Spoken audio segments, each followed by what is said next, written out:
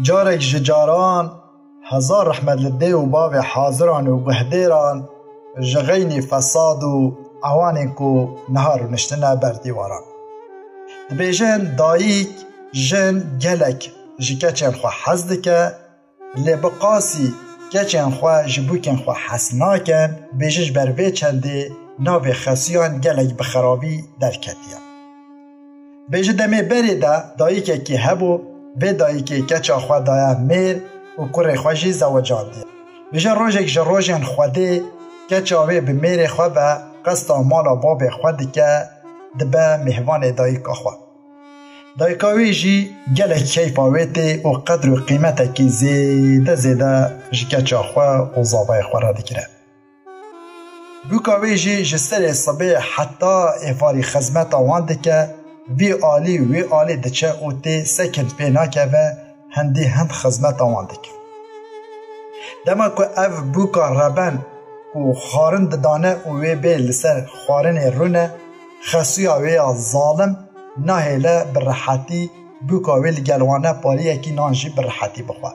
کوری وی جبی روشه دبینه و دزانه لیدکه ناکه نکاره دایکا خواه. کورتو کرمانجی بیجی بوکاوی لسر آگره لیکسنی نبینه خواره. دما ابنه ده چند مهوان داریه هاوین وی دنیا گله گرمه کس نکاره دمالان و رازه جبرویه که خلق گوندی همو ده چند سربانان وی دمی سربانات رادزان. بوکو کره ویل آلیه که سربانت رادزن زاوا و که چاویش دچل آلیه که دین شخارت رازن. شب چه نیوه شبه بوریه درباز بویا کره ویل دبینه دیویش ناو جهل رادبه و قصدا جه زاوا و که چا خواد که. کره ویش یه هشاره و یه چاودریل دایکا خوادی که دبینه که دایکاوی چی دکه و چی ناکه.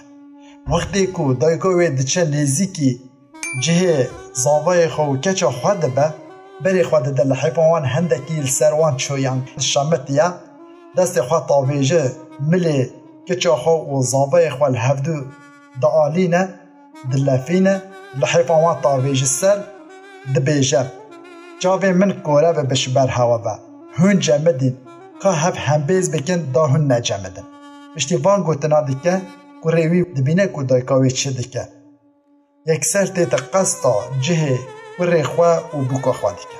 بوکا وی دست خوالستوی کره وی آلان دیه، لفان دیه و سار رازه. وقتی وی روشه دبینه دبیجه هی جارسا قیزا جارسان. ده دوی گرما هاوینه ده کره من فتسان. ده خوده پشتاته بشکینه که کره من جشته خلاص بده. وقتی کره وی روشه دبینه گلش عاجز ده هرز ده و راد به سرخواه و جدایکا خواه دبیجه دای بان همو بانه ما آلی اک دشته اک زازانه چما لوی آلی او دجمدن و چما لوی آلی ام دفاتسین جگرمان خوده پشتاته بشکینه دا که ام ججته خلاص ببین